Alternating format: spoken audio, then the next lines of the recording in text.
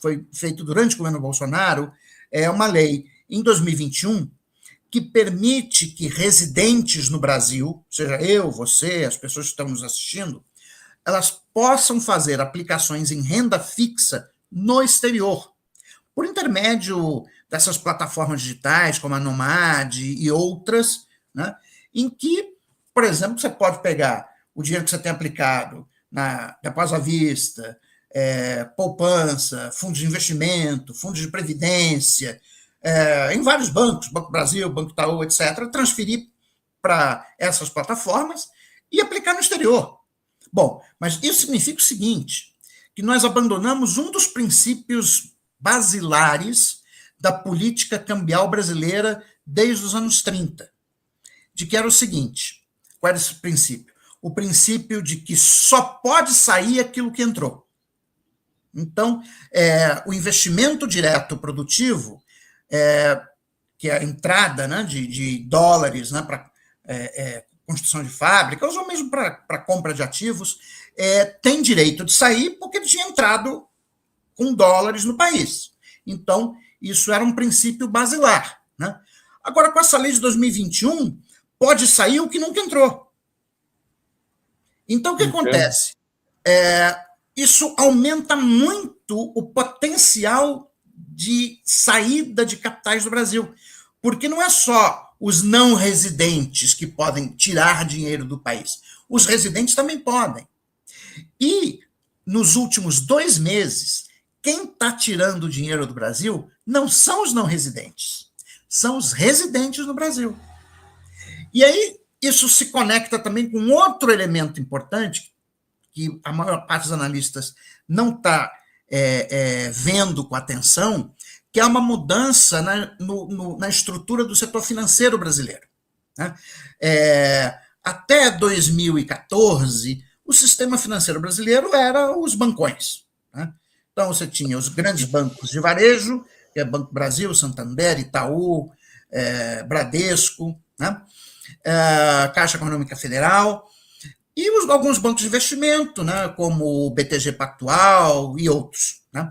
Mas, no governo Bolsonaro, por iniciativa do Roberto Campos Neto, se permitiu que uma série de outras instituições, fintechs, plataformas digitais, etc., corretoras, entrassem no mercado de captação, no mercado de varejo, né, de captação de recursos, né? E isso aumentou muito o número de brasileiros que, vamos dizer assim, faz aplicações financeiras mais arriscadas, tá? E antes você tinha classe média alta, tinha o quê? Você podia fazer, aplicar nos fundos de investimento do Banco do Brasil, do Itaú, do Bradesco, do Santander, era mais ou menos isso. Os mais ricos teriam acesso, né, ao BTG Pactual, a XP Investimentos, etc. Mas hoje, com essas plataformas, qualquer um tem, né? E, então, assim, com o seu celular, você pode transferir dinheiro do Brasil para os Estados Unidos. Tá? Inclusive, estava vendo uma propaganda hoje, saiu nas redes sociais da Nomad, inclusive já querendo capitalizar, né, a crise do dólar, dizendo assim, mais ou menos, você não pode prever quanto vai ser o câmbio, mas você pode conseguir o melhor preço para ele hoje, né? Então, assim, isso aumentou muito. Eu vou usar um termo que é utilizado em teoria das finanças. Eu vou usar em inglês, mas eu já traduzo. Você aumentou muito o número de noisy traders.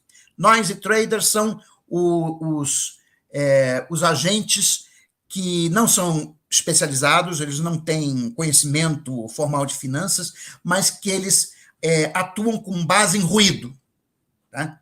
Com base em ruído. Então, como você aumentou muito o número de noisy traders nos mercados financeiros brasileiros, isso aumenta a volatilidade do mercado, tá? E você pode ver claramente que há uma diferenciação na postura entre os economistas-chefe dos grandes bancos e os economistas-chefe dessas corretoras, Quem está tocando fogo no país não são os bancões. Tá? Quem está tocando fogo no país é esse pessoal, tá? Que é, vamos dizer assim, o baixo clero do sistema financeiro, tá? Mas que tem volume. Tá? Tem volume e pode produzir esse tipo de situação.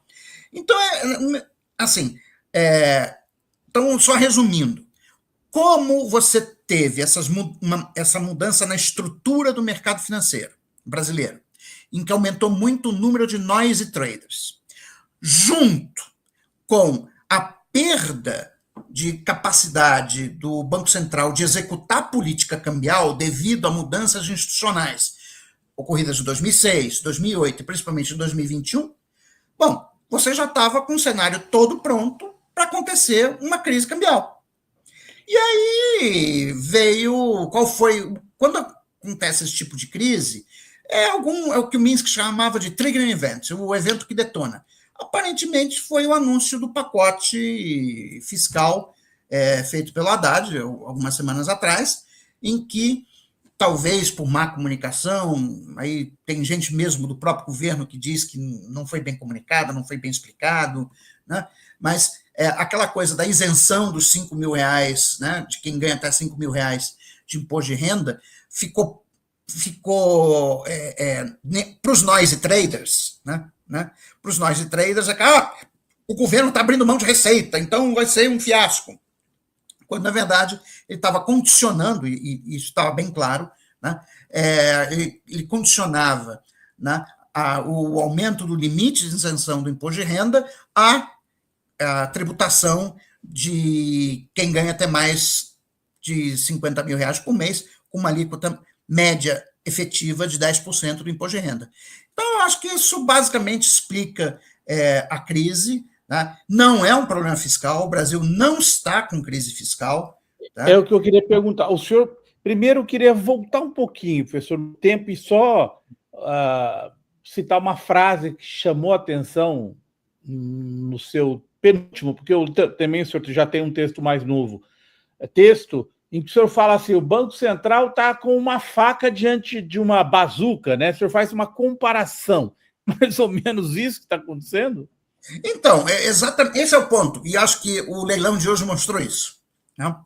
Quer dizer, você está com dado a redução dos poderes que o Banco Central tem de intervir no mercado de câmbio, basicamente hoje ele tem as reservas, só que como aumentou muito o potencial de capital que pode sair do Brasil, porque agora não é só os não residentes, mas também os residentes, então, em termos de comparação relativa, é como se o Banco Central tivesse uma faca e o mercado tivesse uma bazuca. Entendeu?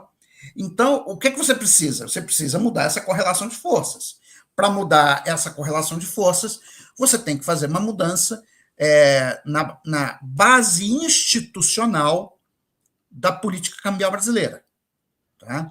Agora, dos dois artigos do senhor, os dois artigos que eu li do senhor em seu blog, professor, o senhor diz que não há uma relação entre a realidade aqui da Avenida São João, onde eu moro, e o que está acontecendo no mercado, que não existe uma explicação lógica para os números da economia brasileira e essa loucura que está acontecendo no mercado do dólar.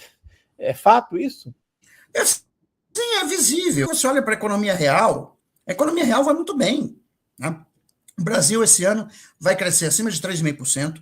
É o terceiro ano consecutivo de crescimento igual ou superior a 3%. Tá? Lembrando que entre o primeiro semestre de 2014 e o primeiro semestre de 2022, a economia ficou estagnada. Tá? Foram 8 anos de estagnação. O desemprego chegou a 14% da força de trabalho. Agora está em 6,4% da força de trabalho. A inflação, que o pessoal, então descontrole inflacionário. Não tem descontrole inflacionário coisa nenhuma. Tá? A inflação esse ano vai fechar abaixo de 5%. Tá? E isso não por conta de pressão de demanda, isso por conta de choque de oferta. Quer dizer, nós tivemos um período de estiagem maior do que o normal, né? pode ser que agora, com as mudanças climáticas, esse seja o novo normal, aí é outra história, tá? Mas tivemos um período de estiagem, ou seja, sem chuvas, maior do que o normal.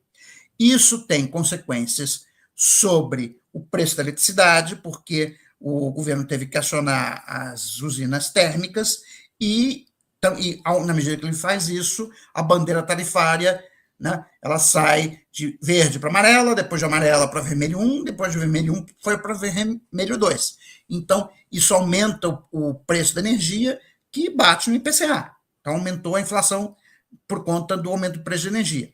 Mas, além disso, a estiagem, ela impacta diretamente no preço dos alimentos. Por quê? Por exemplo, uma parte importante do preço dos alimentos é o preço da carne, né? Com mais tempo de estiagem, significa que o pasto leva mais tempo para se recuperar, ele fica mais ralo, e com isso leva mais tempo de engorda do boi. Levando mais tempo de engorda do boi, o preço do quilo da carne vai aumentar. Tá? E algo similar acontece com os outros produtos alimentares. Então, você teve, basicamente, foi uma inflação de alimentos e de energia, né, que é explicada exclusivamente por choque de oferta. A política monetária não pode fazer nada sobre isso. Né? Você não subiu, o Banco Central subiu os juros, não vai fazer o chover mais ou engordar mais rápido. Tá? Então, isso realmente não tem nenhum sentido. E aí, agora, a realidade. Então, essa é a realidade da economia brasileira, ou seja, a inflação está sob controle. Tá? Mais um dado importante. Se a gente pegar todo o período de metas de inflação no Brasil, que vai de 1999, meados de 1999 até hoje, que são 25 anos, a inflação média nesse período foi de 6%. Ou seja, nós estamos vamos operar este ano, como operamos ano passado, com uma inflação abaixo da média de longo prazo. Em que planeta que isso configura um descontrole inflacionário? Eu não sei em que planeta isso é verdade. Tá? Mas é o discurso do mercado financeiro, principalmente desses noisy traders. Né? Não, porque tem um descontrole inflacionário, porque o dólar vai disparar, a inflação vai 10% ano que vem, isso não pode, não sei o quê. Aí tentam colocar o mercado de trabalho no meio. Eu fiz as contas num desses artigos. Eu peguei a inflação acumulada em 12 meses, mês a mês, desde janeiro de 2020 até, acho que outubro de 2024, e a taxa de desemprego no mesmo período. Aí calculei a correlação. A correlação é estatística, né, entre as duas séries. A correlação deu 0,08, ou seja, estatisticamente igual a zero. Ou seja, não tem. A inflação caiu nesse período, né, e a inflação também. Ela primeiro se acelera entre 2020 e 2021, efeitos da pandemia, da guerra da Ucrânia, etc., mas depois ela cai. E cai consistentemente. Tá? Então, assim, não há nos números de inflação algo que nos permita concluir que existe um descontrole inflacionário no Brasil. Tem outra coisa, que aí foi um erro do Conselho Monetário Nacional, que foi ter fixado uma meta de inflação muito baixa, de 3%. Tá? Dado que o nosso histórico do regime de metas de inflação é uma inflação média de 6%, você colocar uma média de 3% não me parece ser uma coisa muito sensata. Tá? Então tinha tudo para dar errado e deu. Tá? Aí o Banco Central se protege dizendo o seguinte: não, mas o meu mandato é perseguir a inflação de 3%. Tá? Por isso eu preciso subir os juros. Entendeu? Então, eu acho que houve um erro, tá? Aí é do Conselho Monetário Nacional, que é composto pelo ministro da Fazenda, senhor Fernando Haddad, pela ministra do Planejamento, senhora Simone Tebet, e pelo presidente do Banco Central, Roberto Campos Neto. Foi o Haddad que reduziu, o Conselho Monetário Nacional que reduziu a meta de inflação, que ano passado era 3,25%, para 3% esse ano. Tá? Então, por exemplo, se fosse 3,25%, o limite do regime de metas de inflação esse ano não seria 4,5%, seria 4,75%.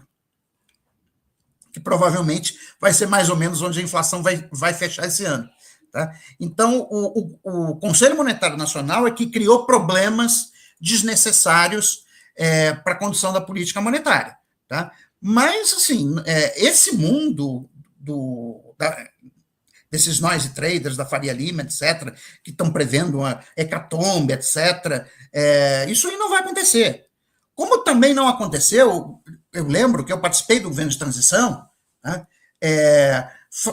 vários economistas, né, inclusive o Baixa, o Malan e o Pessarida, não, foi o Baixa, o Malan e o que foi do presidente do Banco Central, o Armínio Fraga. Foi o Armínio Fraga, eles escreveram um artigo acho que foi para a Folha de São Paulo, né, dizendo que se o governo tirasse o teto de gastos, que a gente ia entrar numa hiperinflação, etc. Bom, a gente tirou o teto de gastos, não aconteceu nada disso. Tá? Então, não é a primeira vez que esse pessoal vem com esse terrorismo. Tá?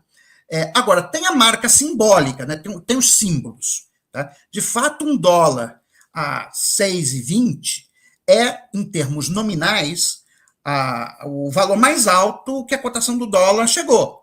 Agora, você tem que lembrar que os preços também em reais estão mais altos.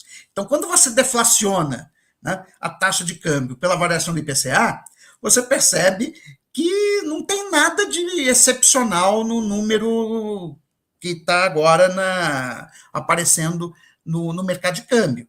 Tá? Quer dizer, se a gente fosse a média da taxa nominal de câmbio deflacionada pelo IPCA, seria algo como R$ 5,58. Então, você está em 6,20. Está um pouquinho acima, tá? Mas também não é o final do mundo. Quer dizer, e lembrando que o regime de câmbio flutuante, ele tem os seus mecanismos de autocorreção, que é o seguinte: quando o dólar começa a subir muito, como está acontecendo agora, né, os ativos brasileiros vão ficando muito baratos, ou seja, o preço das ações da Petrobras em dólares começa a ficar muito barato. Então, em algum momento, os estrangeiros vão perceber: opa, peraí, está muito barato os papéis brasileiros, eu vou comprar. Aí os dólares começam a voltar. Então, assim, eu acho que é uma crise passageira, tá? Mas que, enfim, causa esse transtorno todo por conta desse problema mais institucional que eu relatei nesse meu artigo, de que o Banco Central ele não tem as armas necessárias para enfrentar um ataque especulativo.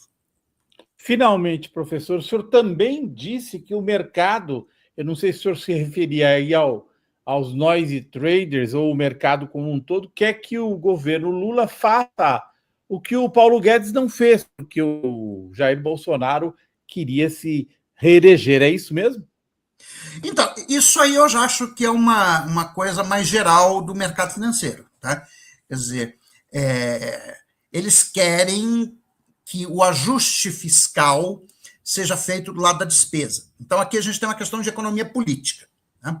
Quer dizer, eu acho que é preciso um ajuste fiscal, eu acho que a direção dada pelo Haddad de mandar a conta para os ricos era correta, mas isso tinha que ser feito junto também com medidas que permitam uma redução consistente da taxa de juros, porque a maior fonte de gasto é o pagamento de juros da dívida, né? Mas só que assim, o mercado financeiro não quer. Bom, isso não me estranha, quer dizer, as pessoas numa sociedade democrática têm seus interesses, etc., que isso fique claro no jogo democrático, eu não vejo problema nenhum. Quem ganhou a eleição em 2022 foi o presidente Lula, que é de esquerda, que não tem compromisso com um ajuste pelo lado do gasto, principalmente do gasto social. Tá? Então, o mercado tem que... o mercado ou o pessoal da direita tem que entender isso. Ou seja, tenta para a próxima Copa, que é em 2026, sei lá, se o Tarcísio for competitivo, se ele ganhar, tudo bem, aí eles podem fazer o ajuste do jeito que eles quiserem. Mas quem ganhou a eleição presidencial é uma pessoa que não tá comprometida com isso. E não me venham dizer que isso é populismo, porque assim, o presidente Lula não está fazendo nada de diferente do que ele havia prometido em campanha eleitoral.